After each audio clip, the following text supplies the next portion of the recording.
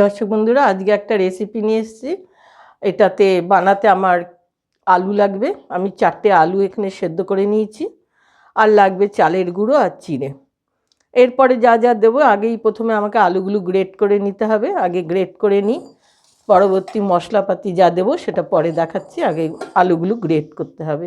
দর্শক বন্ধুরা, আমি আলুটা গ্রেট করে নিয়েছি। এবার বাকি জিনিস এতে দেবো।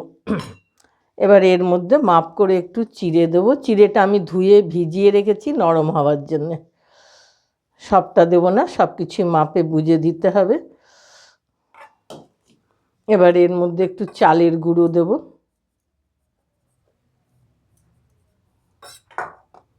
কসুরি মেথি একটু দিয়ে দেবো, ফ্লেভারটা ভালো লাগে। একটু গোলমরিচ দিয়ে দিলাম, স্বাদ মতো নুন, 1 টিস্পুন হলুদ, কাশ্মীরি লঙ্কার গুঁড়ো একটু দিয়ে দিলাম। এবার দেবো 1 টিস্পুন রসুন বাটা, টেস্টটা খুব ভালো লাগবে। এবার সব কিছু দিয়ে আমি একটা ডো তৈরি করে নেব। ডোটা করে নিই, তারপরে দেখাচ্ছি আপনাদের। দর্শক বন্ধুরা, আমি ডোটা করে নিচ্ছি। এরকম একটা সফট ডো হবে, শক্তও নয় নরমও নয়, যেমন আটার রুটির জন্য করা হয় তেমনি। এবার এই কন্টেনারটা, এটা দিয়ে আমি বানাবো, এটার মধ্যে খানিকটা করে নিয়ে ডোর থেকে ভেঙে ভেঙে এবার এটা দিয়ে আমি এই কুরকুরে লাচ্চা বানাবো।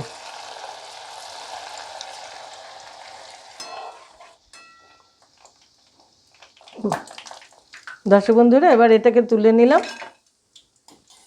আলু পোহা দিয়ে কুরকুরে।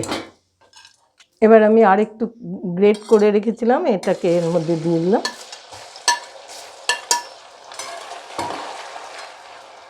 দর্শক বন্ধুরা, আলু পোহা দিয়ে এটা একটা কুরকুরে স্ন্যাক্স হিসেবে দারুণ উপাদেয়, স্টোর করেও রাখতে পারেন। বানিয়ে খেয়ে দেখবেন, দুর্দান্ত হবে। এমনি করে লাল করে করে একটু ভেজে নিতে হবে। দর্শক বন্ধুরা, এই ব্যাচটাও তুলে নিলাম। দর্শক বন্ধুরা, আমি আর একটা কাজ করে দেখাচ্ছি আপনাদের। সেম জিনিসটা ডোটা দিয়ে আমি ডায়মন্ড শেপের কাটলেট মতো করেছি। এভাবে করেও খেতে পারেন। আমি এর পাশে এখানে সাজিয়ে দিচ্ছি। মেন হচ্ছে আমার আলু পোহা লাচ্চা। দর্শক বন্ধুরা, আজকে হঠাৎ শুয়ে শুয়ে মাথায় এলো দুপুরবেলা যে এইরকমভাবে একটা ডিশ বানালে কেমন হয়। তাই আমি দেখালাম, আপনাদের সঙ্গে শেয়ার করলাম। যেভাবে আমার মনে হয়েছে আমি সেভাবে বানিয়েছি। এই কুরকুরেটা আপনি 2-4 দিন স্টোর করে রাখতে পারবেন। এইটা ইনস্ট্যান্ট বানিয়ে খেয়ে নিতে হবে।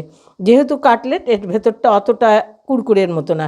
কুরকুরেটা স্টোর করে যেমন সেউ চানাচুর রাখেন, সেরকম করে খেতে পারবেন।